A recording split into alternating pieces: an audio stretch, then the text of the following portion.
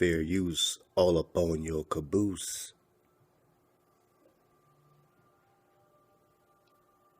All up on your caboose bone. Let's go.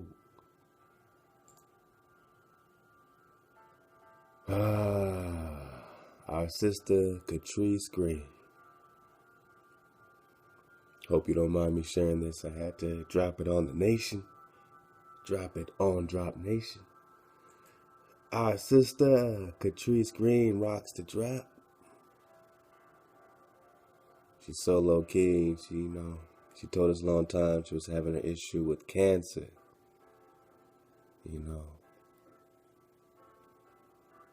And we please, sister, keep vibrating with us. Keep vibrating with us. Keep vibrating. Man, the sister has not stopped vibrating with us. The sister has been surfing the wave. We have been getting these updates from our beautiful sister, every step through her process, that she's been sharing with us. And me personally, I just appreciate the communication back and forth. I can't communicate with everybody.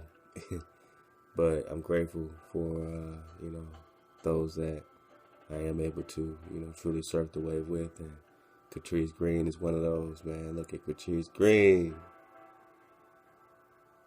And, so let's read this. Let's read this. Catrice, this is from Catrice. Hi, King. It's amazing. I found out on this past Friday that I am cancer-free. Cancer-free. Catrice Green is cancer-free. Hey. Catrice Green is cancer-free. Hey.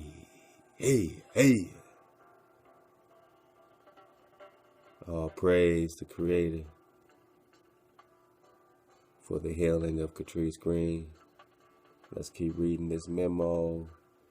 Let's keep reading, man. I'm so proud of Catrice. We've been, flowing, man. We've been flowing. So to hear this is amazing, man. It truly is. I found out on this past Friday that I am cancer-free. I will hold off on the bone marrow transplant until I get physical therapy for my back. So the sister still got some fighting to do. So keep your prayers going. Keep the energy flowing. I'm still having issues with hijackers on my cell phone. I told you Catrice Green ain't no joke, man. Catrice Green got the drop. Rocks the drop and got the drop. Catrice Green got the drop. I'm still having issues with hijackers on my cell phone. I'm at the library, LOL. All right, sister. Just wanted to update you on my recovery. Thank you for the prayers, Catrice. Hey. Catrice got the drop. Sending peace, sending power to our sister Catrice. Sending peace to her power. Sending peace, sending power. I'm so, I can't even talk. I'm so happy. All right, so love to Catrice Green. All right. Everything is possible in order and frequency. The sister, man, has given us so much gratitude, just to be able to, see what overcoming looks like. Anybody that's gone through a similar situation, love to you as well. Let Catrice, help you through these next steps, So, take this energy, let it be known that everything is possible. Don't ever limit yourself and say that this is off limits. My healing, my recovery is off limits. Come on, man. Come on, y'all. Come on, family. Catrice Green is cancer-free. Wow. Beautiful thing. Woo, where do we go from there? All right, Christopher Columbus was black. All right, how about this?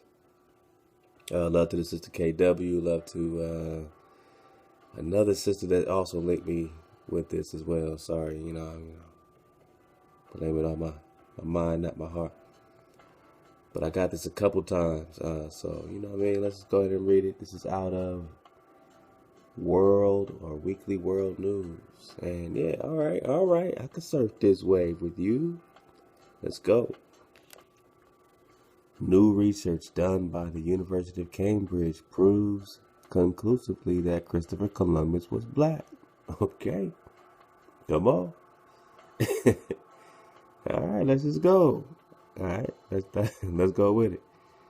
DNA analysis of the remains of Christopher Columbus done by the forensic scientists at the University of Cambridge proved beyond a shadow of a doubt that the famed navigator was of African descent. Okay. Quote, a 500-year mystery has been solved, said Wellington Malley, the head of the Cambridge research team. Okay. Even though Columbus was born in Genoa, and spoke and wrote in Spanish most of his life, the DNA is clear. When has DNA ever been clear? I don't mind surfing the wave, but I mean, I don't like when anybody tells me that DNA is the evidence. DNA. You can't be against DNA and for DNA, so because I'm against any laboratory that isn't founded in truth, but is founded in whatever the fuck agenda, whoever the fuck is paying for it. You know what I'm saying? So I'm not saying this can't be possible. I mean, let's just talk about it.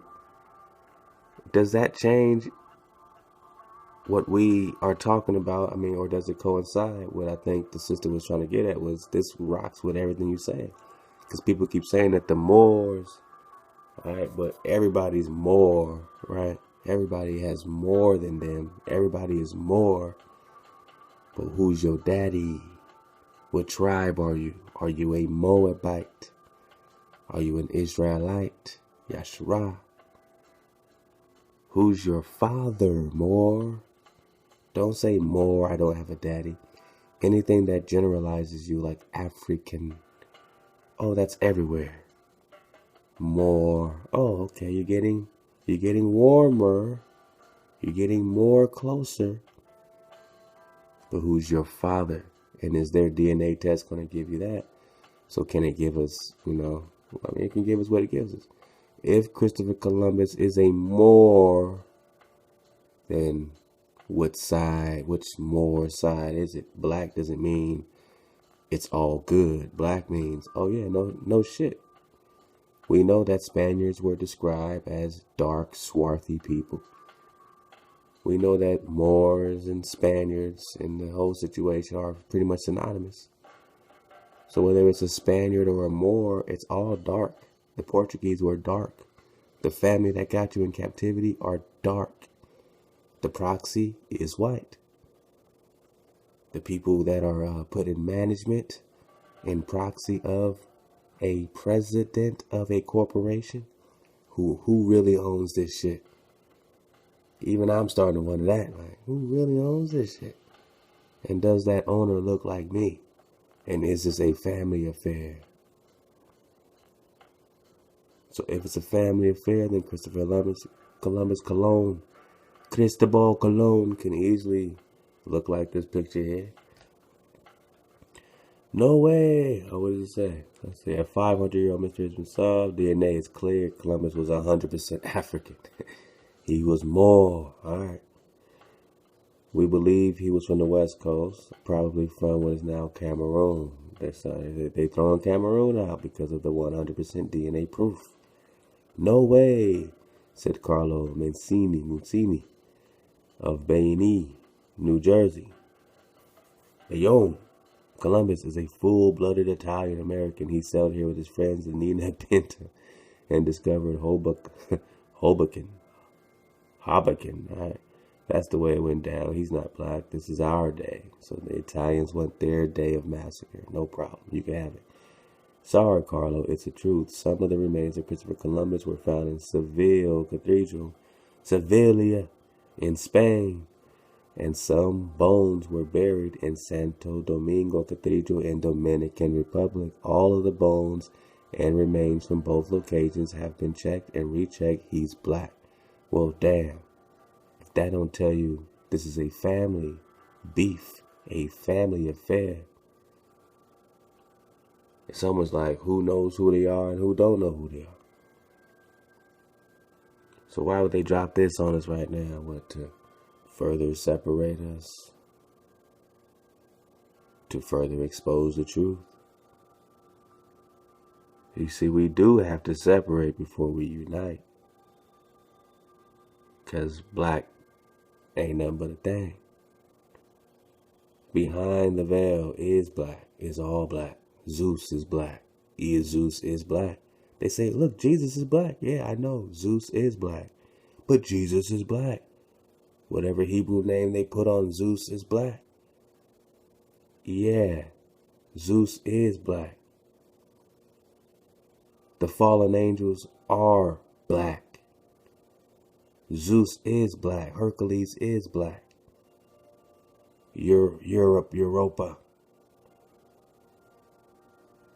All is that. Now, once you get past that veil, you understand it is a family beef with those that are above the firmament and those that are below the firmament. All black. What order? Is it order or chaos? Do they say you came out of the Big Bang chaos, or do they say you were created?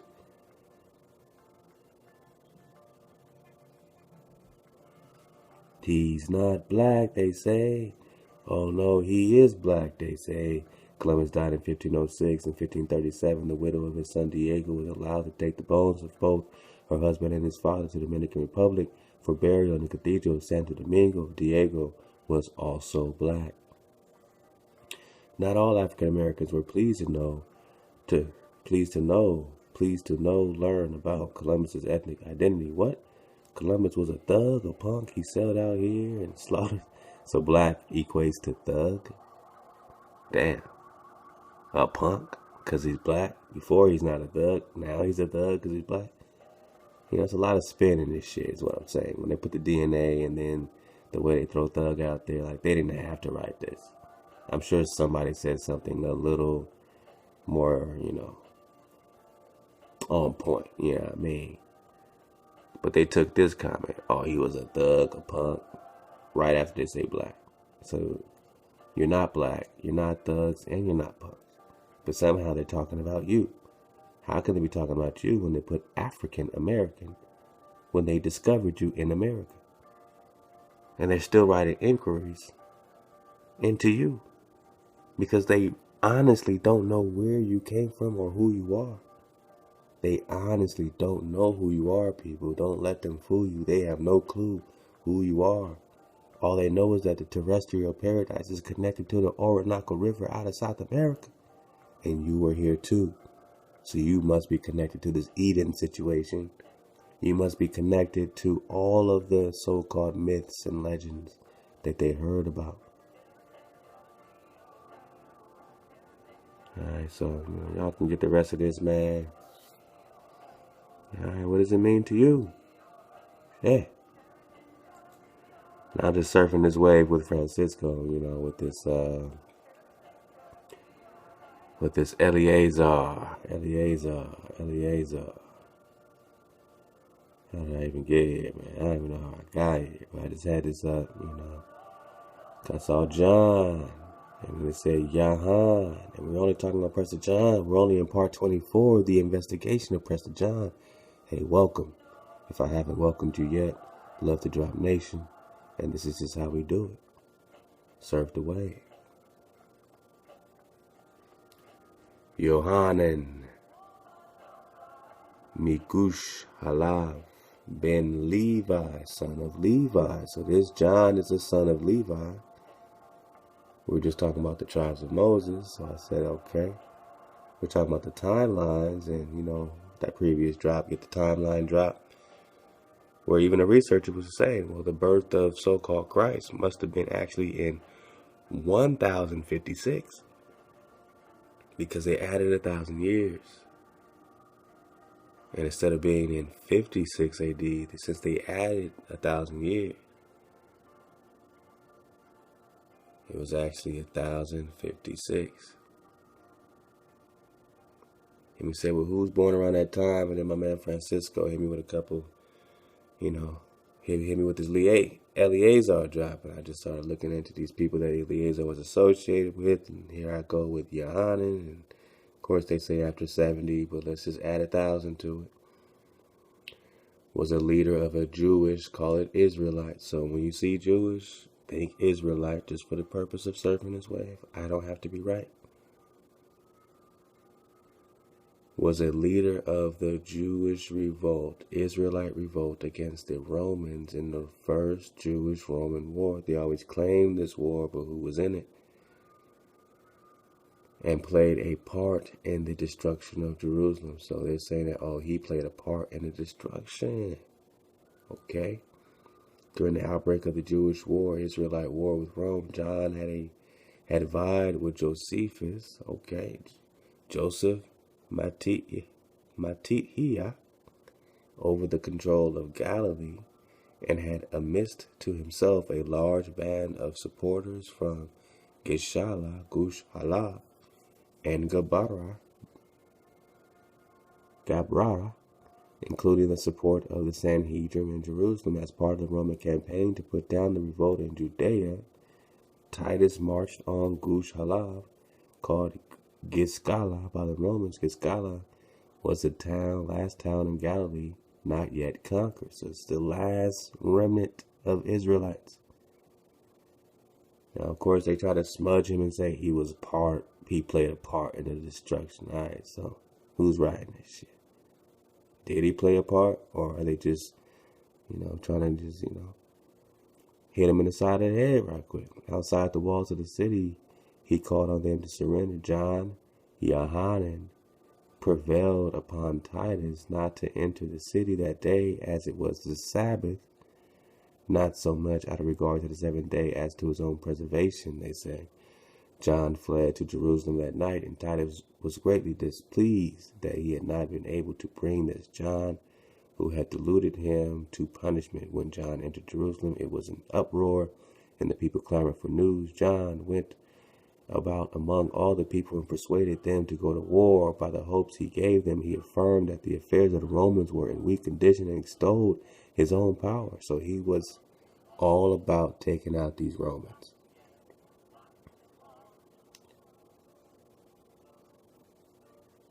What's your invasion like? I mean, how's your invasion doing, so-called Negro?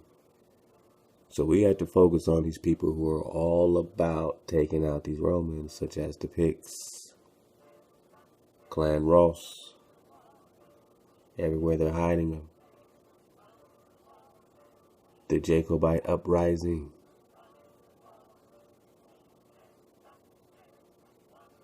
So he extolled his own power. He also jested upon the ignorance of the unskillful, as if those Romans, although they should take to themselves wings, could never fly over the walls of Jerusalem, who found such great difficulties in taking the villages of Galilee, and had broken their engines of war against their walls. These harangues of John's corrupted a great part of the young man and puffed him up for war. Soon after his arrival, he played an instrumental part in the outcome of the Zealot temple siege, handing the city over to the control of the Zealots. He attempted to set himself up as ruler of Jerusalem, but was challenged in April 69 by Simon Bar Giora. They were both in turn challenged by a third faction of Eleazar ben Simon.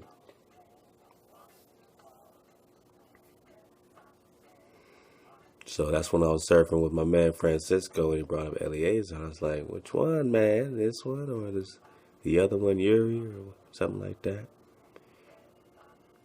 So which one of these is the foundational legend that was crucified and has now been used as a foundational legend for this Christos later? John and the Zealots fought in civil war with these two factions until he was finally captured by Titus during siege of Jerusalem. He was sentenced to imprisonment, taken to Rome, and paraded through the streets in chains. So that's one ending. Remember our timeline, our history, our kings, stories placed in different places. So, I just wanted to touch on that. I'll let y'all keep digging on these zealots, on this Eleazar ben Simon. What's going on with the timeline? Let's go.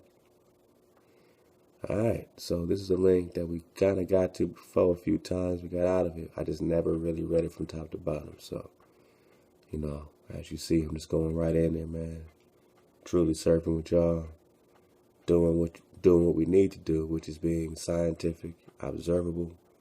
You know what I'm saying? We're pulling out this stuff. We're observing it. We're reading it. We're looking at maps. We're researching how our maps were flipped upside down. So north is south, and south is north, and east is west. So we are the people of the east. In the so-called west, we are the people of the east. We were flipped upside down. North is south, and south is north. So, but they said they came from where the east. You're in the east. But what about the research it? After you realize you're in the east, then research from there. Exotica. That's crazy, right? Exotica. All right, we're talking about the Exilarchs. All right, David Soslan, Babylonian Exilarch, Ossetian king and king consort of Georgia, King Georgia, Russia, Rus. All the Ruses in Russia, Georgia, all the same. Let's go. Asia, Mozaka, let's go. Black Khazars, let's go.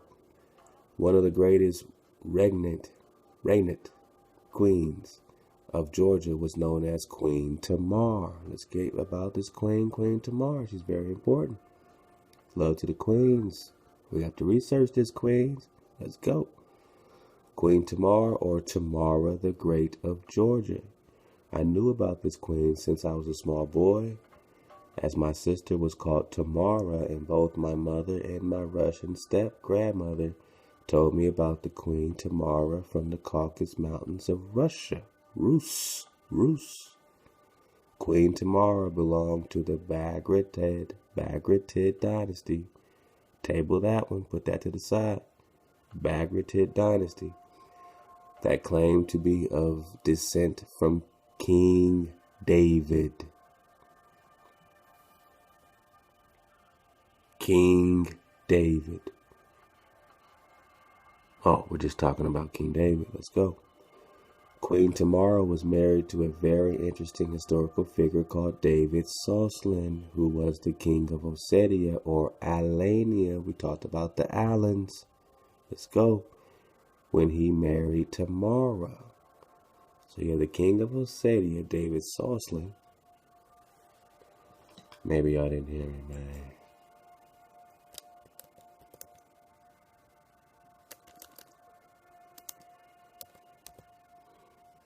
Get it like it's the first time.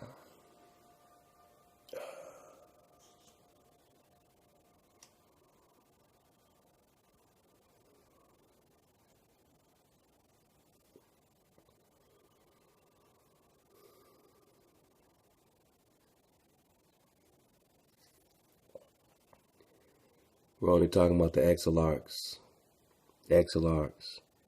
the kings, the Israelite kings during the Babylonian captivity, the Exilarchs.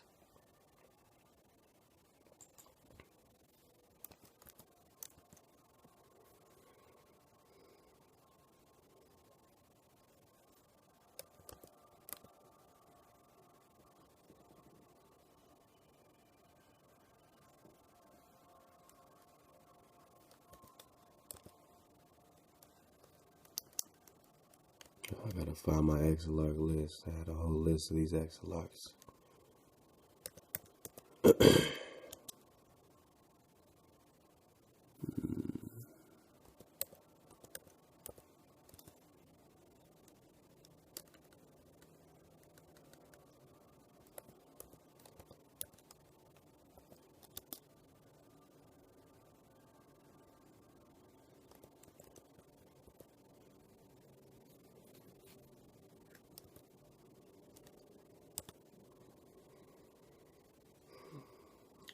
going to get that for you again, but let me pull this up since I'm at it. David Soslan, Georgian, was a prince of Alania and second husband of Tamar. You say, what's Alania? Alania was a medieval kingdom. Anything medieval was probably these Israelites of Iranian Alans. So now we're getting into Persian, Indian, Indias, Ossetians that flourish in North Caucasus. Alright, what's Ossetian? I mean, this is what we all got to do. Obviously way beyond Wikipedia, right? But we got to start there. Ossetians, Ossets, Ossetian, Iranic. Alright, you get into Iran, indigenous to the region of Ossetian in Eastern Europe. They speak Ossetic, a northern Iranic, Hellenic language of India. That Indo lets you know we're talking about India. Then they attach the European, which is also melanated language families, with most also fluent in Rus, Russian as a second language.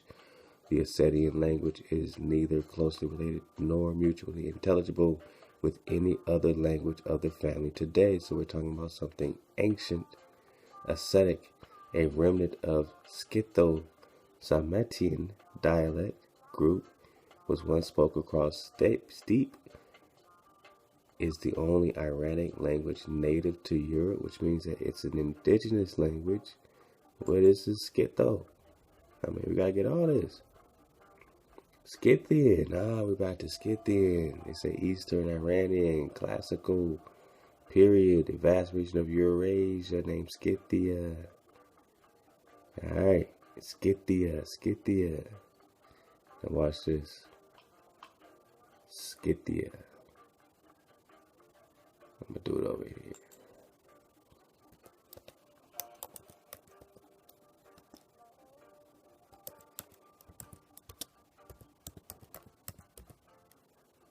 I'm just surfing away.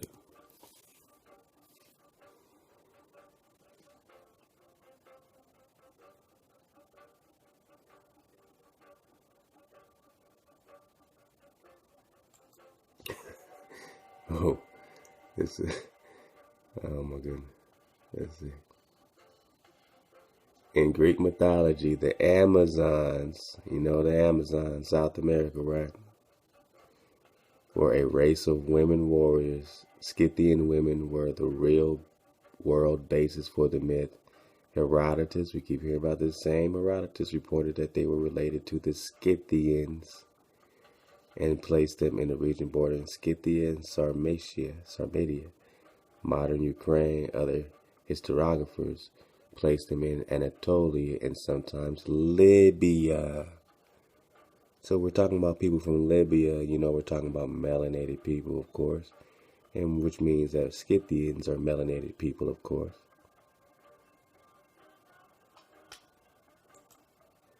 So this Scythian dialect is a melanated dialect, of course, spoken by these Ossetians, this Scytho-Sarmatian dialect in Rus, Russia. The only one, you know, still hanging around. Alania, medieval empire. All these Alans. I remember these Alans. The Alan originated as a Iranian-speaking subdivision of Sarmatians. Right? They were split in the invasion of the Huns into two parts, the European and the Caucasian. The Huns. Here comes the Mongols. The Caucasian Alans occupied North Caucasus Plain and foothills of main mountain chain from the headwaters of Kuban River and the west of Dario, George or Gorge in the east.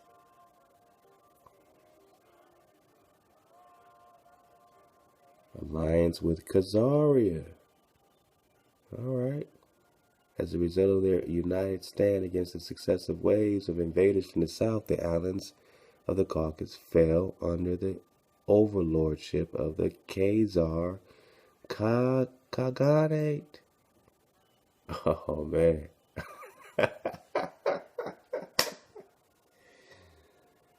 I can't make this wave up for you. You see me surfing it, and I'm just going through Wikipedia just to see how did I even get here? We're looking at Alania. I never even Wikipedia'd Alania. I just clicked on that. And where did it lead us to? That they were under the Khans. The Khans, the Khaganate. The Khans is a political entity ruled by a Khan.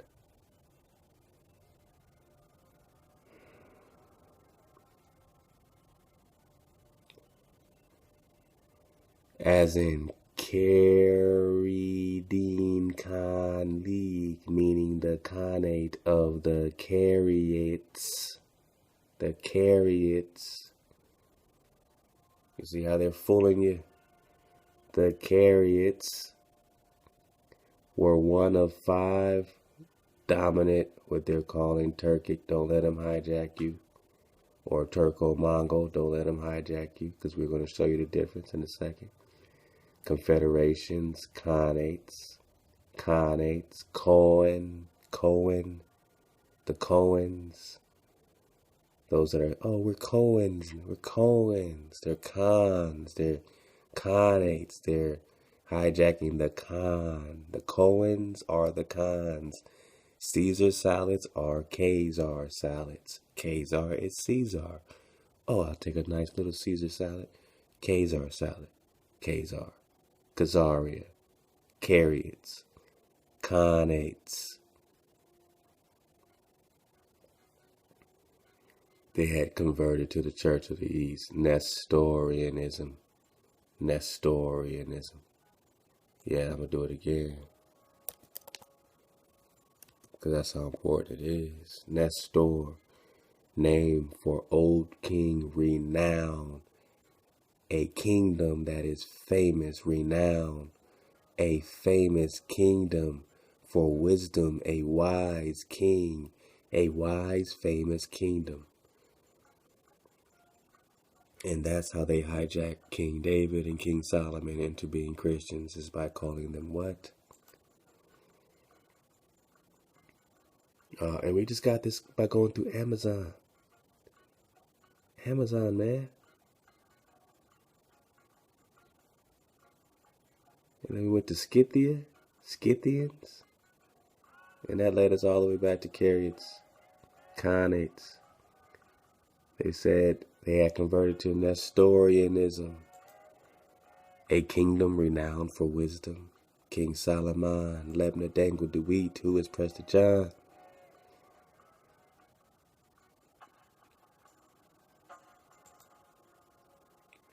They had converted to the Church of the East, Nestorianism, in the early 11th century. And the timeline just said that they pushed you up 1,000 years, or this Christ 1,000 years. Oh, it's before Christ, after Christ. What if they hijack that whole situation? So what happens to your timeline then?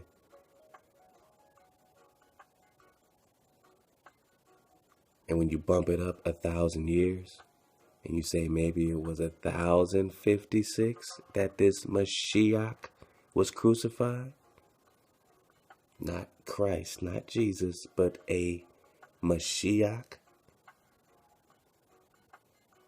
Then was a Mashiach crucified in the 11th century? Doesn't that go right into that? In the early 11th century, and are one of the possible sources of the European hijack Prester John legend. So we just found Prester John just by looking up Amazon, and Scythians, and Carriots, and Khanates. Let's go back. Khanate, political entity ruled by a Khan, meaning Khanate of the Carriots. Invasion of the Caliph, alliance with Khazaria. So these Alanians were under the Khans of the Canaanites, of the Khaganates, right? All these people were warned against these so-called Morocco Sultan Moors of today. These people weren't down with the Sultan in Morocco. These people were down with Shem's land. These people were down with paradise, the terrestrial paradise, the Orinoco River flowing out of the terrestrial paradise in Columbus's logs. When you look up this De Soto, Cortez, and you know what I'm saying? I mean, we're getting closer. We're getting somewhere. When you're looking up these Bernal Diaz, and you're getting these Catlin descriptions, this George Catlin's descriptions, and you keep going and you say, so these cons, what? I mean, what if I was to tell you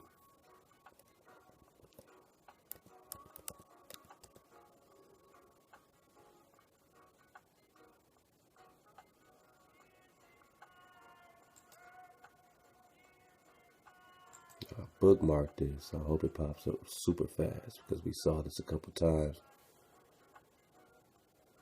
So I just want to keep it on deck, if you know what I mean. Remember the Genghis Khan that my brother Dub Style sent us, my brother Kyle. Genghis. Come on. Come on.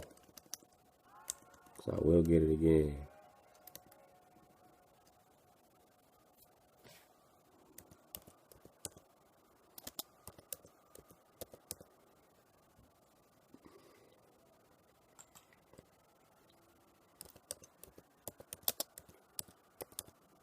Oh, they're gonna make me get it again. Luckily, we got the drop, so we're gonna do it really, really fast. Love again to my man Dub Styles and everyone who's sending me dope links, man, over at Music at 432 The Drop. Love to everybody tuning in Music at 432, you know, trying it out for the first time. Love to you. Hey, man, y'all do that. Y'all send us some drop, man. We'll add it to the vibe suites and keep it going. And everybody that's getting them shirts, man, send us some pictures, man. Music at 432thedrop.com so we can put you on our feature wheel along with Catrice Green, if you know what I mean. All right, you don't go too far. Kyle, my man Kyle. Yeah, man, want all that, man. Want all that, man. Now, Kyle sent us this. My man Dub sent us this. What does it say? Prince Michael of Chernogo, a Rus. So he's supposed to be a Rus, but we know a Rus is a dark man, right? So this is a hijack painting, but imagine him being a Rus of Clan Ross, and Rus, an Israelite. Imagine him as an Israelite. Was passed between fires in accordance with ancient Turco-Mongol tradition. Here's this Turk again. What's the difference between this Turk? Batu Khan stabbed him to death for his refusal to do obeisance or to bow down to Genghis Khan's shrine in the pagan ritual. These Turks were coming in, hijacking these people into pagan rituals. That's why they're called Turco-Mongol. Note that Genghis Khan is depicted as a black man. Note that Genghis Khan is depicted as a black man, painted by Russian painter V.S. Smirnov, 1883. I don't think he was on the Smirnovs back then, man. So, Genghis Khan is depicted as a black man. And again, we've also read that he is the nephew, the blood nephew of who? El Prester Juan, Prester John, Emperor de los Abyssinios.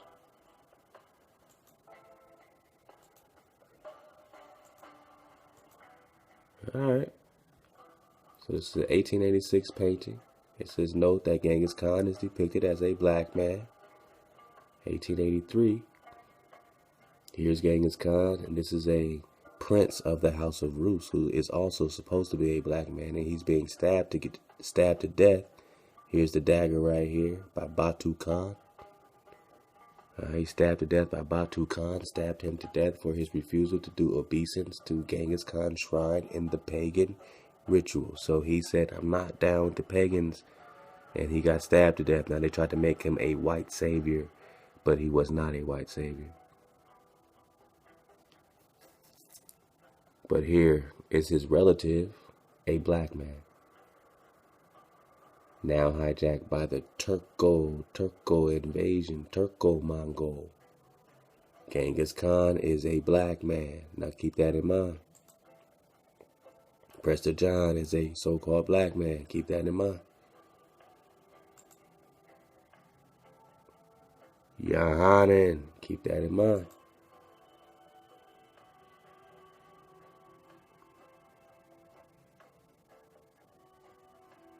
Queen Tamar married to a very interesting historical figure called David Soslan, who was the king of Ossetia or Alania, who were under the who? Under the what? Alania were under the Khanate. The Khanate. The Khanate.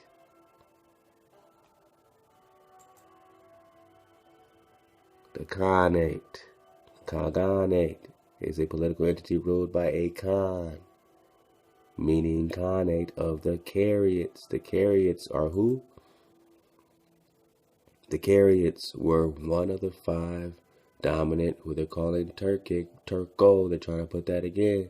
But we know these are the indigenous King Davids before this Turk confederations, Khanates. In the Atle Sahayt region, 12th century, now we're talking 1100s. They had converted to the Church of Nestorianism in early 11th century and were one of the possible sources of the European Prester John legend, of King David. Carriots. King David is the king of the Carriots. Lebna Dangle de Wheat.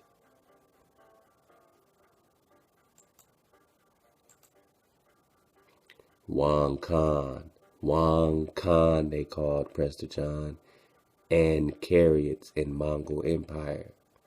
Prester John, depiction of Wang Khan as Prester John. Tagrul Wang Khan, who was the son of Kirkakus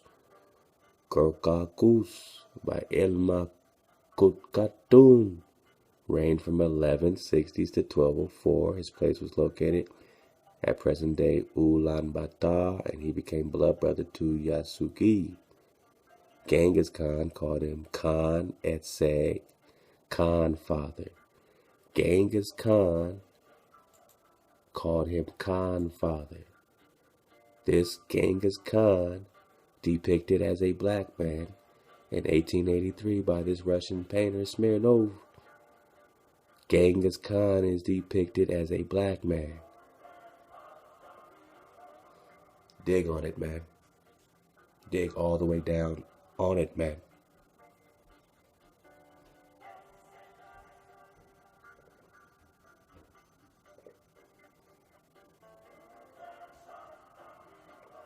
Exodus.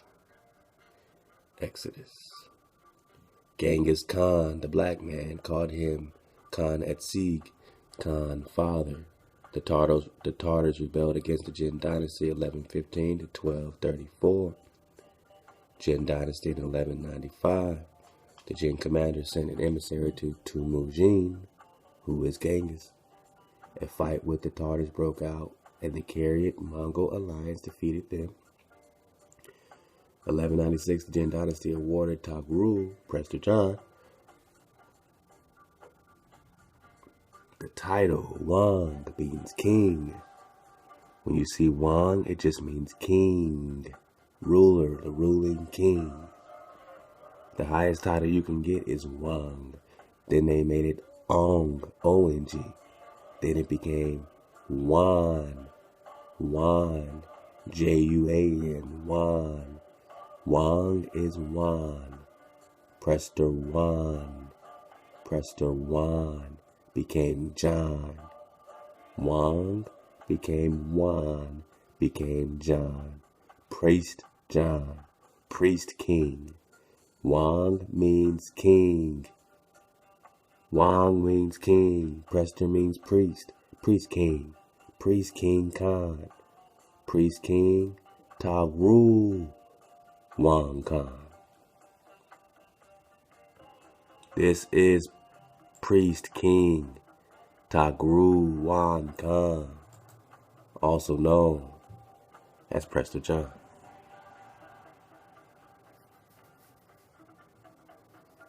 This is Lebna Dango DeWitt, also known as Raja Heraja Chola II, also known as David Soslan.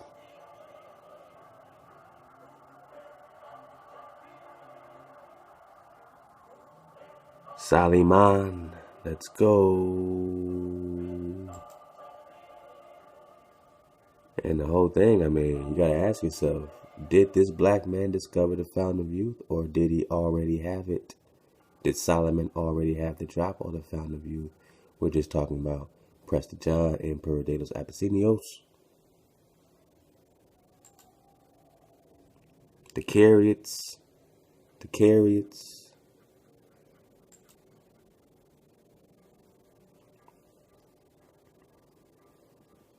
So Queen Tamar belonged to the Baghdadi dynasty that claimed to be a descendant from King David.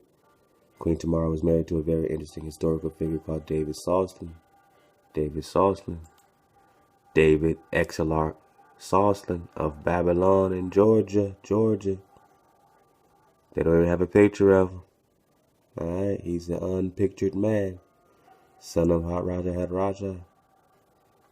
Jadaran, Emperor of Soli, Prester John. So this actually says that this particular Exilarch, David VI, is the son of Raja Heraja, Jadaran, Emperor of Soliman, who is Prester John. So his birthday was in 1302.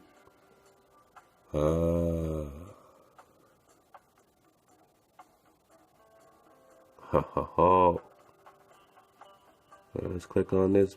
Let's click on this one.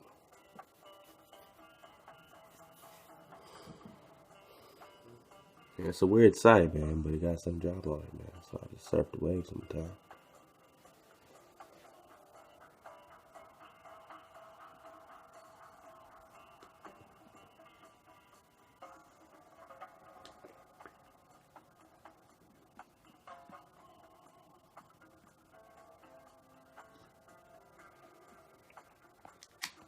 Let me get my battery secure for you. Oh, man, I don't want no jam up.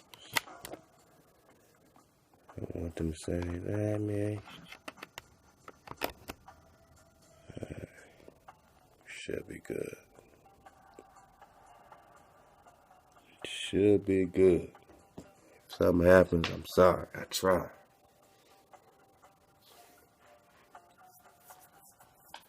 Alright, just gotta do it like this now. So now we got Raja Heraja Chola II, Jadaran, Emperor of Soli, Prester John the Panian. Now it says husband of Lady Hannah of Babylon. Now here's where we're going to play a little bit of a matching game. So this Prester John here is the husband of Lady Hannah.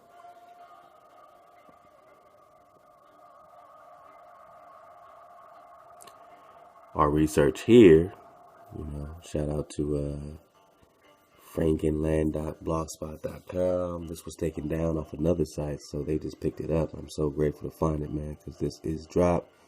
I had to make sure I get through it this time, so let's go. So this Queen Tamar, who also belonged to the Baghdadi dynasty that claimed to be of a descendant of King David. Queen Tamar is married to a very interesting historical figure, so that's a big keyword, called David. So he's also called David Soslan. Whatever this title is, I haven't got to the drop of yet. who was the king of Ossetia or Alania. As you know, these were connected to these Khans, which are this house of Israel, all right, when he married Tamar. All right. So this David Soslan married Tamar. So let's go back. Where were we?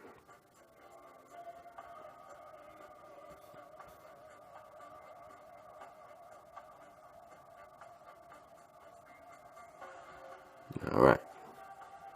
So this particular Prester John drop says that he was married to Lady Hannah. So can we connect her to Lady Tamar? Let's see.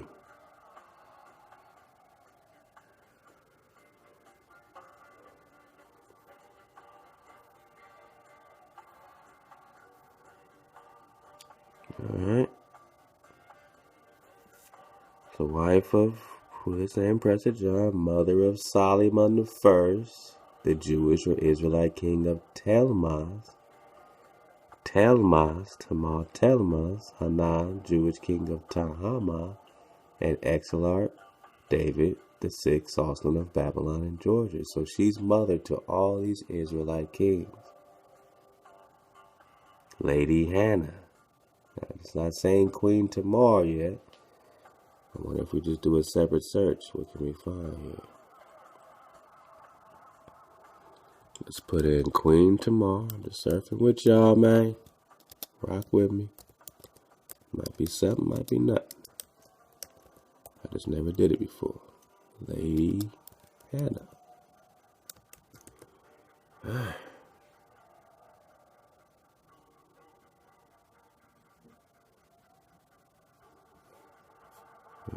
Got the same site popping now. Alright. So, I guess that's a code word for craziness. Code word for craziness. Who would thunk it? Who would have thunk it? Alright. So that leads me back to the only link that made sense. David Soslan. Alright. Son of Raja. Father of has died. And we got that has died drop before with the whole Khazar situation. So this is an interesting breadcrumb with this Lady Hannah. I wonder if I go Tamar, what will I find? Queen Tamar.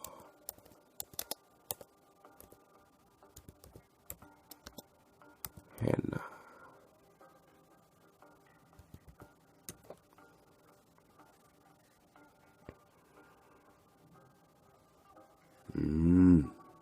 He wants to be choosy. Come on, don't be choosy, man. Alright, let's just try Queen Tamar. See what we get. Prester.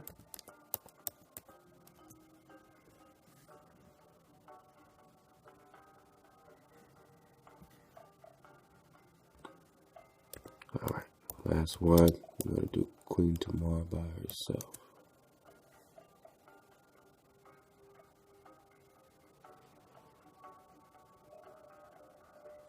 Queen Tamar, Queen of Georgia. Uh-oh. Uh-oh, people. Now we're trying to connect Queen Tamar to Lady Hannah, right? So, Tamar of Georgia, circa 1160. They said she died of a devastating disease. 1213, she died. Immediate family, she's the daughter of Georgie III, king of Georgia.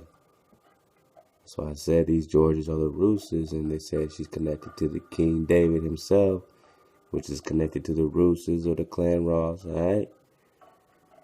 And the girl Duke of Ossetia, wife of David Soslan, king consort of Georgia. Just saying, alright? So that's back to the Prester John. Now it says husband of Tamar. So wait a minute. Let's click that. Whoa, whoa, whoa. Come on, which way did he go? Now instead of saying David Soslan, it says David. We're getting closer.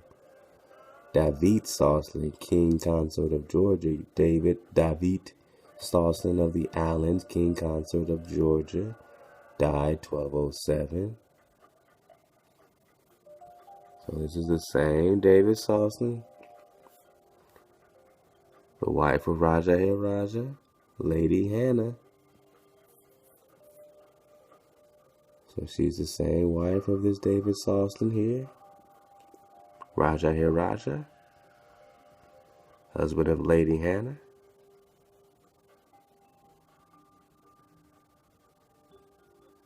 This is the same David Soslan. Exilarch David Soslan. Alright, so this is the father of this David Soslan. Let's click on his son.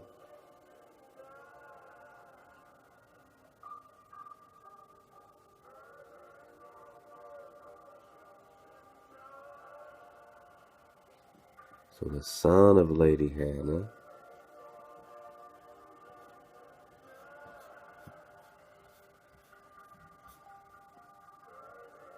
So Prester John and Lady Hannah has him. Prester John and Lady Hannah has him. But Prester John is still the same Jadaron here that has this other David Soslan. This David Soslan here is the husband of Tamar.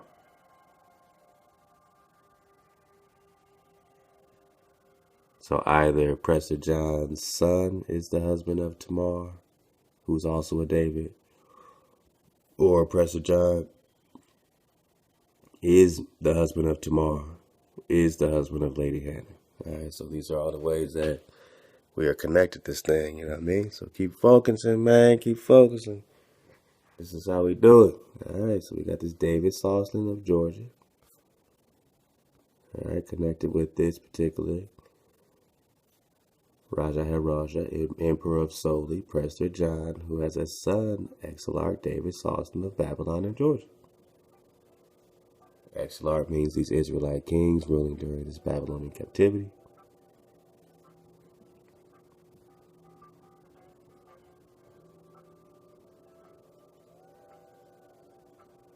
Who is the father of all these Exilarchs, brother of Soliman, and Hanan, king of Tahama. Alright, so keep all this rocking as we get the rest of this document. In my researches, I was to discover a very interesting origin of David Soslan. David Soslan was the grandson of the Ossetian king Atan Bagratuni, who was a son of Prince David of Georgia, who fled with his father to Ossetia after the failure of his father Prince Demetrius to take the throne of Georgia. It's his play. Prince Demetrius' father, King King George the First. Alright, so Georgia is named after this King George. Was also an ancestor of Queen Tamara. George the First was the son of Bagrat the Third, who was the grandson of another Tamara Bragatuni, who was, look, I'm telling you, all these are Negro Israelites in Rus, in Russia, in Asia, connected to the house of Mozaka, connected to the house of Judah, connected to the house of the tribes, all of Asia. Ephraim, all of Asia. Watch how this connects. You think we play?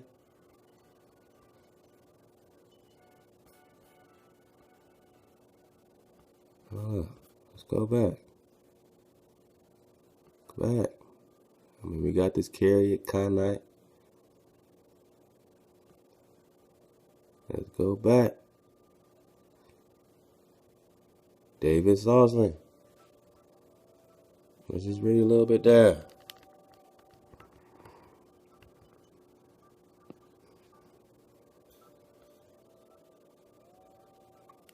Alright, the same thing. George the First, and his Allen wife, Aldi, who were the parents of Dimitri, an unfortunate pretender, they're saying, to the Georgian crown, whose son married David, was forced by Bagrat IV of Georgia to flee to Alania, according to Fakhushti. David and his descendants, Atan and Jadaran, married into the Allen ruling family and became the kings of the OSI, i.e. Allens. This Jadaron is said to have been Soslin's father, Prester John. While this account is considered credible by the modern scholars such as Miriam Lord Panzis and Cyril Noah, the issue of Soslin's origin still remains uncertain. Prester John, they're looking for Prester John.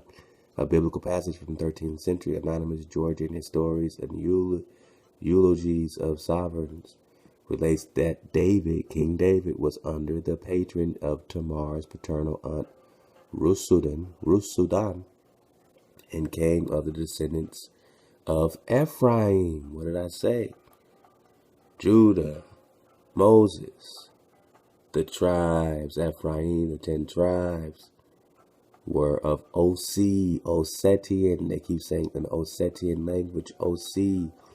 Handsome and strong in battle, the Georgian scholar Corneli Kekilditz suggested that David's lost his family, the Ephraim, might have claimed descent from the biblical Ephraim, and compared this family legend to that of the Backratids, who considered themselves descendants of David, the second king of the Israelites.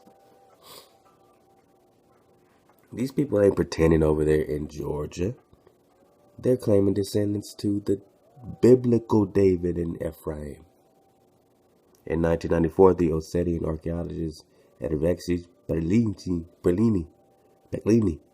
announced that during the digs of the Nuzal chapter of Ardon, Georgia, North Ossetian ASSR, she discovered the tomb allegedly belonging to David Soslin, whom she identified with the certain Soslin mentioned in the Georgian something inscription in the chapel, and suggested that David Soslin might have been a member of the Tazarezin family, Ossetian, a heroic clan from the Ossetic oral folk tradition. Alright, so they're just connecting these people back to David, to Ephraim, however they're doing it, but you know that they're not playing you, okay? So let me skip down here. So historians have confused Bagratid with his grandson Bagratid the second with the third, the son of Empress Judith and Georges Zul. This George keeps popping up, right? When Georgine Bagratid the second's natural father died in 1008. It was the grandson Bagrat III who became the king of all Georgia, and his grandfather Bagrat II died soon after. The Bagratid Princess Tamar married the Khazar King David, Black Khazars, Khazaria. Khazar is Mozaka, is Mosak, is Moses, so don't let the Khazar fool you. This is a hidden trick. You are the Khazar. Yeah. You are the Mozaka. Yeah. The Bagratid Princess Tamara married the Khazar King David of Tamar, and their son Georges Zul Zenobius was also a king of the Khazars. These people coming right out of the lineage. Georges Zul was to marry the Jewish or Israelite Ethiopian Queen Empress Judith or Judid.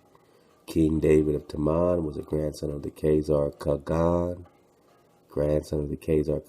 or King Aaron II via his daughter Princess Zenobia. Princess Zenobia married the chief of Prince Mani of one of the Khazar ethnic or clan groups that came from the Siberian homeland of the Kumans, Exongu Empire. They were the descendants of King Hosea. They were the descendants of King Hosea, the last king of Israel, and his warrior horsemen from the tribe of Menasseh. So we got Ephraim, now we're getting Menasseh in this Oseta, who fled into the east and eventually established a Manassite kingdom north of China. Then they belong to this haplogroup, they're saying. All right, so let's keep going. David Slauson was also a cousin of Queen Tamar through her Ossetian mother Berdukan. According to the Georgian Chronicles, Berdukan's father was Kudan, king of Ossetia, and her mother Garanduk, Duca or Judith was the daughter of the Jewish or Israelite Ethiopian princess descended from Queen Judith and the Byzantine ambassador to Jerusalem, Andronicus, Camartius, Ducas. King Atan was married to an Indian princess whose father was a Cholan emperor of the three Indias. Their son, Prince Jadaram, John, was to reign as Cholan Emperor Raja Chola II. King Atan also had an interesting religious background as his father, Prince David, was a Christian of Khazar Jewish ancestry, or are they talking about another Nestorian Israelite king? And his mother, a Ossetian Jewish lady. Okay, Israelites. Jadaran was a legendary Jewish Christian king. Jewish Christian, come on, man. Israelite king emperor called Prester John. Jadaran was the legendary Prester John. You might also know him as, I'm gonna get there. You might also know him as Wang Khan of the Carriots, the Mongols. Wang Khan, Prester John. You see how we're all coming together, the Khanites. All the David Saucelins to the Khaganite, to the Allens who are under the Khaganate, and the Khaganate which are under the Carriots, meaning the Khanate of the Carriots.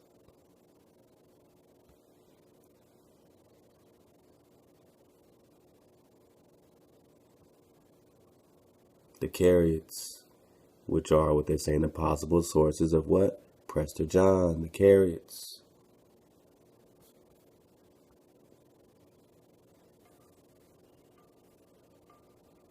Jadaran was the legendary Prester John, and he abdicated the throne or left himself or removed himself to become what they're calling a Christian monk, which of course we know. We're just talking about these nomads that are what? Connected to the Rakabites that are also called these monks or these people that are nomads. Rakab, otherwise known as the Kenites, who were the descendants of Habab, the Kenites.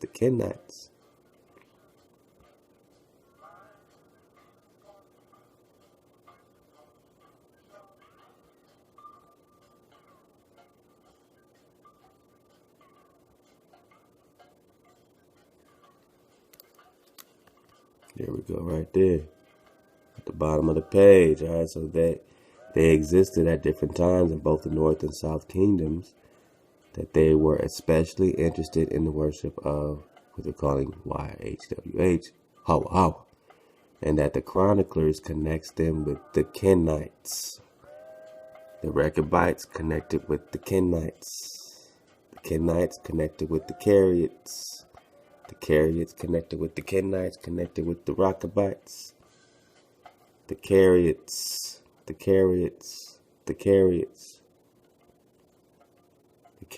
from Hebrew, a sect of Jews, they say, who only believe in the Tanakh. They believe that only the Tanakh has divine authority, and that the Mishnah and Talmud are not divinely inspired at all. They began in the 8th century in what they're calling Babylon. Exilarch David Saucelin of Babylon, son of Prester John the Pandian, David, what they're calling the Allens who are under the Khans, and all we're talking about is Prester John.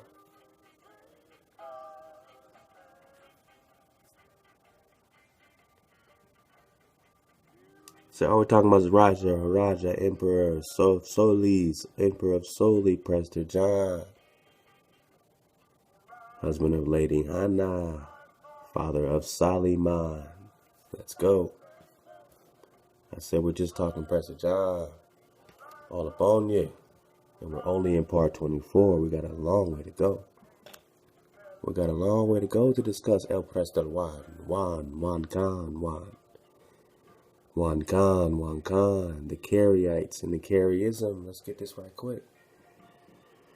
The discovery of the documents of the Dead Sea sect has given rise to much speculation as to the possible influence that that sect and its literature upon the early schismatics who later merged into a Carriot sect. They're called Carriots, Prester John, let's go. Assuming with the overwhelming majority of students of the Dead Sea Scrolls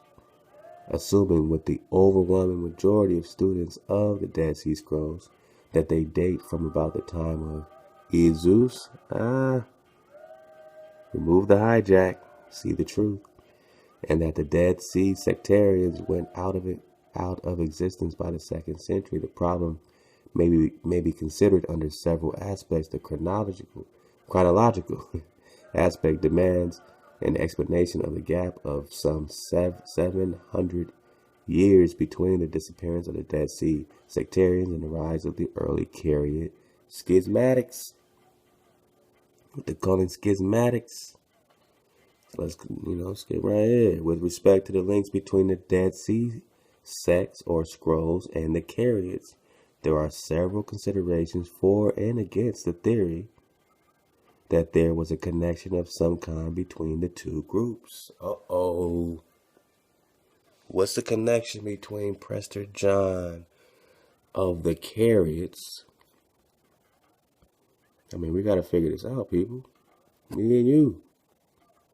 What's the connection between Wang Khan and Carriots in Mongol Empire? Wang Khan, Prester John.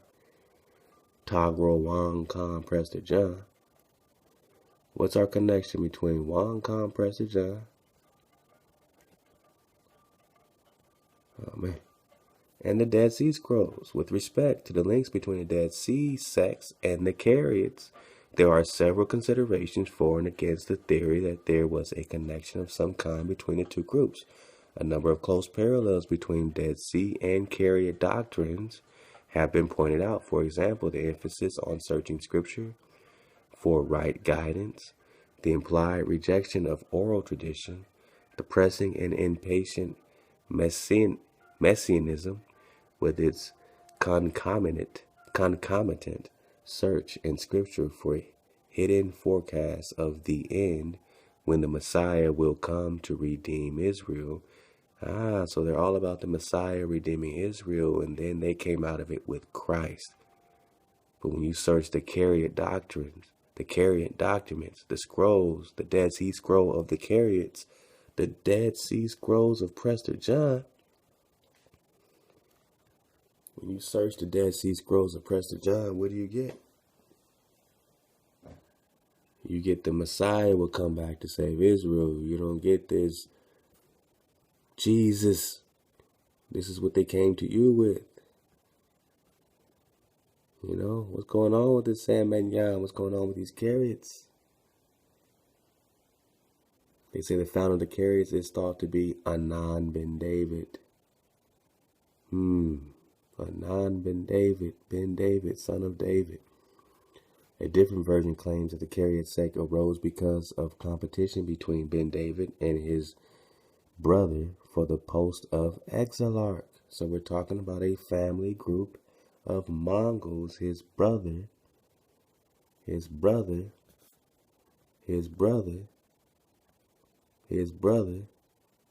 Genghis Khan, for the title of Khan, for the title of king. See, Genghis Khan and Prester John is your foundational legend.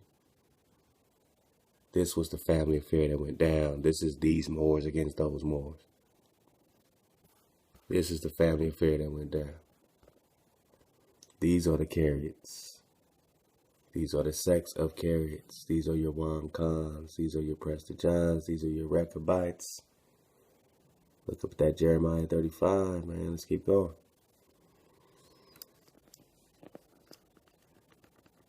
Alright, so, he became what they're calling a monk, right? A nomad, as someone who was just following the law. He was famous for his beautiful gardens and wrote a book on plants in the Hebreo-Georgian Ossetian language of his family. This book is today called the Voynich Manuscript. Oh, we need to get back juicy up in it and decipher something, man. We need to pick something apart. Jadaron married as his first wife the Keraite, lady of the Davidic house, Hannah, the daughter of the Babylonian Exilarch Hisdai V. Jadaron married secondly to a Pandian Indian princess. David Soslan was their eldest son. So, okay. So, yeah, this Jadaron, then came David Soslan, that's who we're getting, was the eldest son, and the younger brothers Solomon and Hanan, or Hanan, were the Jewish kings of Tahama and Talmas, mentioned by Benjamin of Tudela. We got some of that. In his travelogue of the time, his half-brother by his father's second wife was Vikrama Pandian of the king of Pandian in India. I wonder if that would trace back to Genghis. Let's keep going. Tudela also speaks of Prester John. The three Indies included India, Southeast Asia, Australia, known as Greater Java, and the lands of the Indian Ocean, now sunken under the ocean, now sunken, people, sunken. The sunken lands now sunken under the ocean, but easily found today on Google Earth. Look up the Ame'rican, which connects the sunken mass connecting Australia to what they're calling India today, which there are 3 Indias, right? Right? 3 Indias. You're in the further India, and even some of the lands on the east coast of Africa. It was a huge empire with many kings ruling over the diverse ethnic and religious groups. It was the Cholan king Rajendra the Great, who in the early 11th century conquered his huge empire, which had been under religious, spiritual authority of the Amazon High Queen. That has to be Khalifa. Let's go. Sarah Cali. He conquered the Amazon capital in Greater Java called Kanka and Ganja, now under the sea off the western Australian coast. So is this pre-Atlantis stuff? I mean, what's going on? And married the Amazon High Queen Trib Huvana Diana Dina Daya. These priestess High Queens were also known as the daughters or priestesses of Diana Dion Dina. Interesting. David Soslan married in 1174 as his first wife, Lady Hadassah Hadi. Hannah. Sounds like Hannah. All right, let's go. Of Babylon, 1155, his cousin, all right, who was the daughter of his uncle Suleiman V, Babylon Exilarch. On the death of his uncle Daniel, the second Exilarch of Babylon in 1175, he was appointed as the Jewish or Israelite Exilarch as David V. So all the David, King David, Prester John, King David, Lebna Danga David. When he was 30 in 1178, on the death of his father, he was deposed as Exilarch and moved to Ossetia, where his cousin King Sarn had died, and he was the heir to the throne in 1189 or possibly 1187. He married Queen Tamara the Great of Georgia. From his first marriage, he was the father of a line of exilarchs that reigned as Babylonian Exilarchs, right? They're in Babylonian captivity. These are the Israelite kings during Babylonian captivity. Remember, they got some juice under. And it says until the 14th century. So this is recent stuff, people. The Babylonian Assyrian captivity happened recently, not in the BCs. Remember your timelines. Let's go.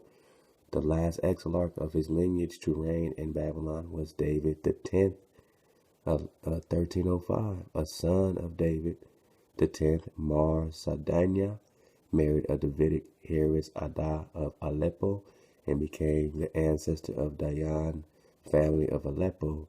David Soslan is also the male line ancestor of many of the kings of Georgia. Rus, the present heir to the Georgian throne, 5-year-old Prince Georgi, is said to be a direct male line descendant of David Soslan. All right, who's this? Is it a hijack? Most likely. Let's go. The royal kings of the Khazars, Khazaria, Mosaka, Mosak, Moses, Mosak, Moshe, Mashika, Mexico, Peru, Mexica languages. Let's go. The royal kings of the Khazars, Black Khazars, belong to the Ephraimite lineage. They're throwing this DNA stuff. I say dodge the hijack and focus on the actual seeds that you can discover. Whereas the Khazar lineage from the tribe of Menasseh, to which both David of Taman and his descendant David Soslan belong. Whoa. Alright, I just really wanted to get that. So we finally got all that. Let's just keep going. We got a lot to go. Alright. So, we got this before, the 10 Lost Tribes of World History by Ziva bin Dor Benit. I'm going right in. Going right in. Alright, so what and where is the Sabbatical? The term Sabbatical, a Hellenized distortion version of Sabbath that returned into Hebrew text, appears in conjunction with the 10 Lost Tribes with striking frequency in Jewish folklore, Israelite folklore, mythology, real shit, as Avigdor Shahan's testimony powerfully attests. Sabbatical plays the role of Azareth, place of cedars. It's a place, not just a river. Let's go. The place that must be reached, found, and crossed at some point, the Euphrates. Remember the river Euphrates in America? Let's go. Ceased to be simply the Euphrates and became instead, as it sneaked into Esdras' vision, simply the river. Also clear as the Josephus beyond Euphrates. Rivers not so much to the actual river Euphrates itself, but to a larger and ontologically deeper place than the actual terrain of the river's fair banks. Just as the 10 tribes' place of exile becomes ever removed, the literal marker that initially separated takes on a more elaborate significance. Pay attention. Here we go. The Sabbatical becomes the river mentioned in Esdras. So when we go into Esdras, the Sabbatical becomes the river mentioned in Esdras, which God, Hawa, halted when the 10 tribes crossed over, and when he will break into 7 channels when they come back. The Sabbatical marks the edge of the world. Niebuhr aptly comments that the river itself is as mysterious as the existence of the 10 tribes. It would be lost time to trouble ourselves about the identification of that stream, but the Sabbatical, like Azareth, has allowed for endless speculation. Virtually every river on earth, from Yangtze to Amazon, Black River, has a small or has at some point been identified as the real Sabbatical. We got to research the Amazon's connection with the Sabbatical. Let's go. Sabbatical appears at times as a river and at other times as a place name. So if it's the Amazon, then you can connect the Amazon, Brazil, South America right there. Let's go. Similarly, there is an ambiguity about its function with regard to the 10 tribes' exile. In some passages, we read that the tribes were exiled beyond the Sabbatical. In others, we find them exiled to Sabbatical. Remember, this is that waterless sea. They say it has no water, but it's just flowing, sand and rocks and hurling precious stones and all that. And it says that it, was completely encircled around these tribes, and that they couldn't cross it because it only rested on the Sabbath, and you can't cross the Sabbatical River on the Sabbath. You can't cross the Sabbath River on the Sabbath, man.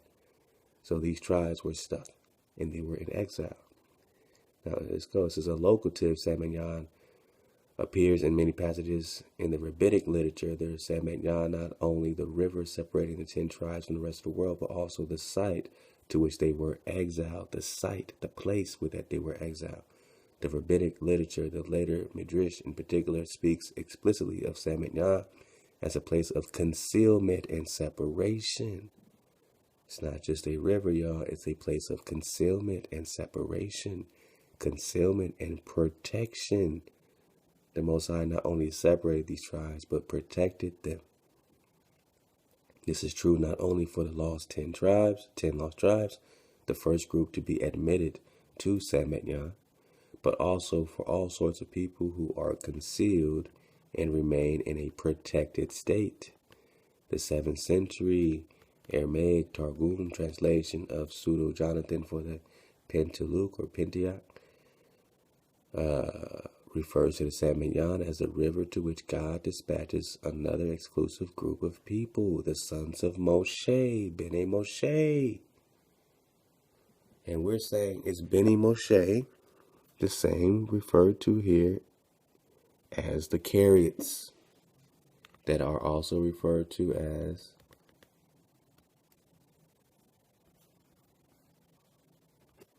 the Rechabites in Jeremiah 35, this group that only kept the law,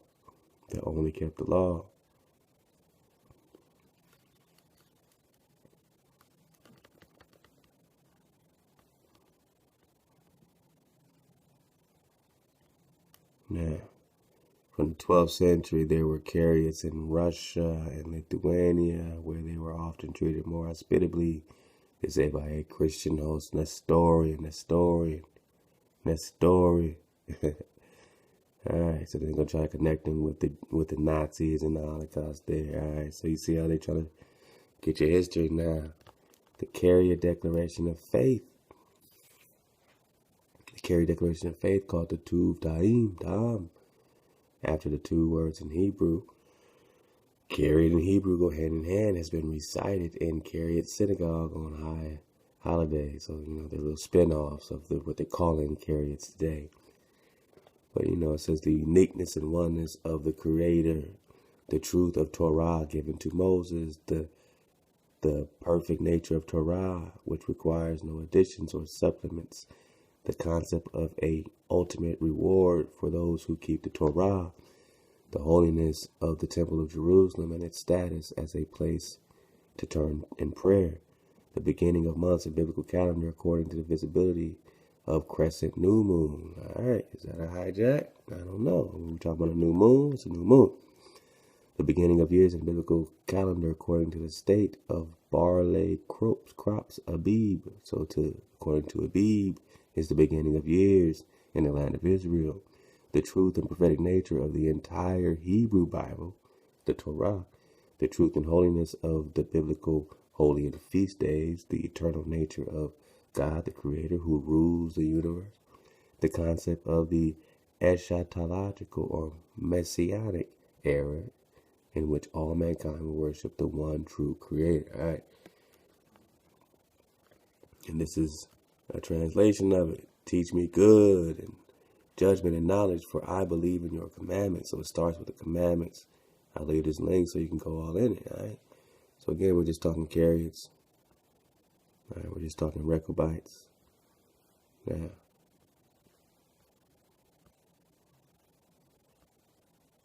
we're just talking Wang, we're just talking Prester John. All right, we're just talking Carriots. We're connecting all this, man. It's a beautiful thing. We're just talking the Dead Sea Scrolls. Let's hop back in this as we make our dismount. The chronological aspect. Let's go back. With respect to the Dead Sea Scrolls and the Carriots, several considerations. All right, so scripture for the hidden forecast of the end, when the Messiah will come to redeem Israel, and a tendency to regard biblical events not as counts of past happenings, but as prognostications of present-day situations. So we're talking about prophecy. The similarity is not only in doctrines, but also in terminology. Added to this all, of course, the common conviction that this is the true Mosaic faith. Mosaic, Moses, Mosaic, Carriot, Moses, Carriot, Moses, and that those who believe otherwise are misled into error. In addition, they have in common the ritual regard with respect to laws of purity and the Sabbath. So the Carriots of Wang Khan, so the Carriots,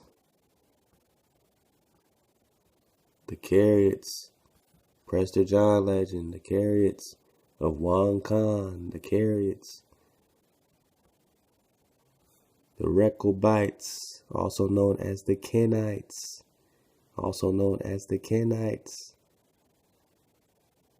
Who are these Kenites? They are Carriots.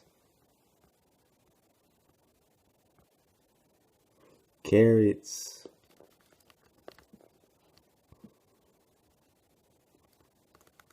Kareem, they say. Now, what did we just get about the tribes of Moses? One more time for us.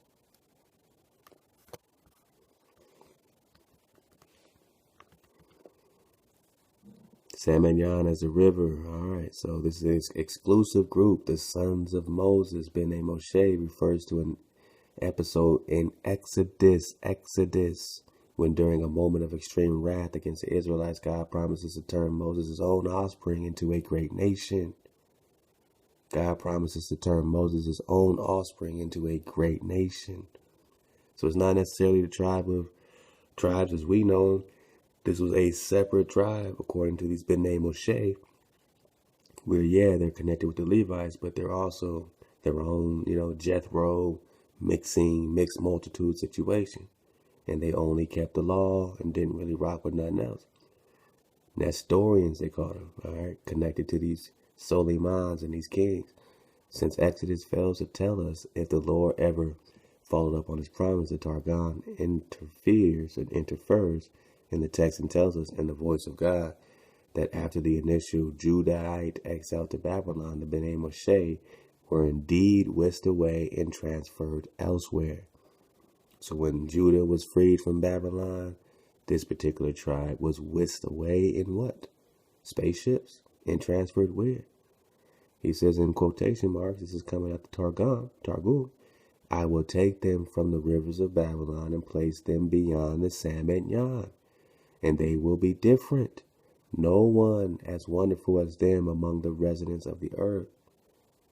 Read Jeremiah 35, the Rechabites, the Kenites, the Carriots. Crossing the Sabbatical means being in concealment, but crucially, it also means becoming different from all the other residents of the earth. Similarly, a short midrash entitled 10 Exiles breaks down the exile of all Israel into 10 different specific exiles. So this one says that there were 10 different exiles and picks up on the same thing. It tells the story of the Levites who cut off their fingers since they did not want to play music in Babylon. Wow.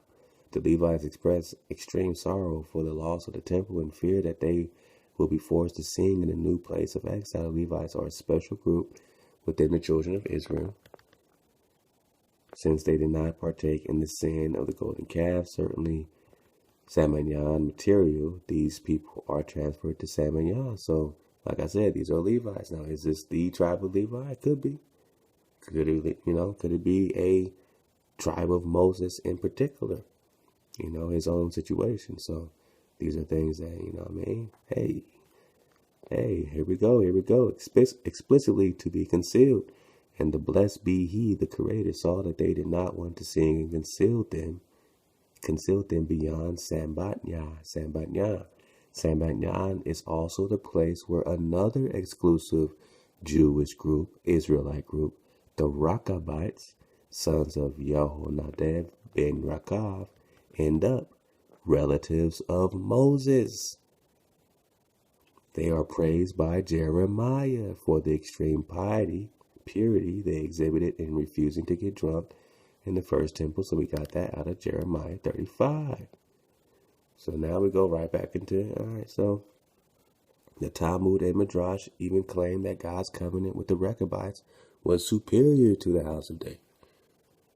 Hey, A covenant is a covenant. A promise is a promise. Who, no one's talking superior but our invader. But we just are looking at the babies, the Moshe. We're getting the babies out the bathwater. We're getting the Moshe out the bathwater. And we're connecting the Sam and Yan specifically with these Rechabites, specifically with these tribes of Moses. I said specifically with these Rechabites. They say members of the house of Rechab, otherwise known as the Kenites, who were descendants of Hobab, Jethro. So this was all the mix of the Jethro and Moses connect the situation. Yeah, I mean, this is a great article that we got, last time. We were talking about the Kenites. These Rechabites, a part of the Kenites, as even the late chronicler remembered, bound themselves to maintain nomadic idea of life and the primitive simplicity of the Creator's religion, they're saying. This would explain the form of life as depicted by Jeremiah and the aid rendered by their ancestor Jehu. If, however, this view is correct, they are really much older than Jehonadab, the contemporary of Jehu. Bude supposes that Jehonadab did not originate but revived or reimposed the old rule of their brotherhood. If they were Kenites, how come they in the northern kingdom at this time? The Kenites were dwellers on the southern border of Judah. The Kenites were dwellers on the southern border of Judah until absorbed by that tribe. So the Kenites were absorbed by Judah.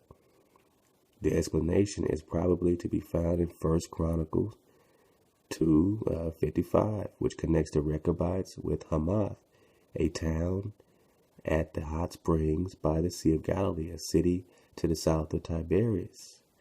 Probably a colony of them settled at this point for a time, and so became residents of northern rim. The same reference connects them with Jabez and Judah. It is probable, therefore, that all were of one family, Judah, who is Prester John, who is King David. In the time of Nehemiah, they were connected with Beth Hakarim, a town of Tekoa, southeast of Bethlehem. Bude has well shown the importance of Rechabites for an understanding of the religion of Israel. The lawkeepers. The lawkeepers, the Rechabites. All right, so we're going to get ready for this dismount. This has been part 24 of these investigations of Prester John. We're getting to the root of this thing. Love to everybody who's surfing this. We're just talking Genghis Khan. When I say Genghis Khan, man, we're just talking Genghis Khan, man. Genghis Khan, man. Depicted as a who? Alright. Depicted as a what? Genghis Khan is depicted as a black man. Alright. Genghis Khan depicted as a black man. Love to dub styles. Genghis Khan. We're just talking Prester John. Wang Khan. Love to the family that sent me this, man. It's going to be a super double dip dismount. Greenland Theory explores the unrecognized but mighty conspiracy which has been hidden from humanity, unfortunately to the detriment of all life forms which has inhabited planet Earth. Briefly, the Roman Empire, commonly referred to as ancient Rome, eventually faked its own death 715 years ago. 750 years ago, ancient Rome faked its own death. I'm going super fast. And now exerts command and control over 206 nations of the world through its primary proxy state of Switzerland, home of the CIA, which was coincidentally formed in circa 1300. Approximately 715 years ago, roughly 1300 years were added to the modern Gregorian calendar. They added 1300 years, it says, roughly 1300 years. I'll leave a link. Were added to the modern Gregorian calendar, taking the world to date of 2015. The Roman New Year officially starts April 1st, April Fool's Day. Oh man. Whoa. The 1300 years were added to the calendar are commonly referred to as the Dark Ages. Whoa. For they never saw the light of day. They moved your times, they moved your history, they moved your kings, they moved the names and titles, and they took all your titles and things and enslaved you on your own land. The capital of the Roman Empire was the city of Babylon. The capital of the Roman Empire was the city of Babylon. Modern-day Rome, Italy. And all those later publicly moved to Constantinople, Istanbul, Turkey, Khazaria. They moved it over Mosaka. The true capital was secretly moved to a new city in Thule, which was founded on the island of Greenland. Uh-oh. The alleged fall of the Roman Empire and the notion that Greenland is mostly covered in ice and snow were both colossal hoaxes perpetrated onto the world in order for Rome to collectively deceive and survive her enemies of the day, i.e. Persian, Yuan dynasty, Ming dynasty, and for the Roman Empire to thrive unchecked and unabated. This is why today the countries of China and Iran have the harshest and strictest forms of totalitarianism, totalitarian fascist rule. For Rome cannot afford to have the respective histories of these formerly great empires brought into the light. The romanization of Chinese was not restricted to only its language, which now features English-like characters. It came only after years and years of Roman aggression, to which the Chinese responded by building what is now known as the Great Wall. All right, man. All right. So, what's up with Greenland? All right, is Greenland?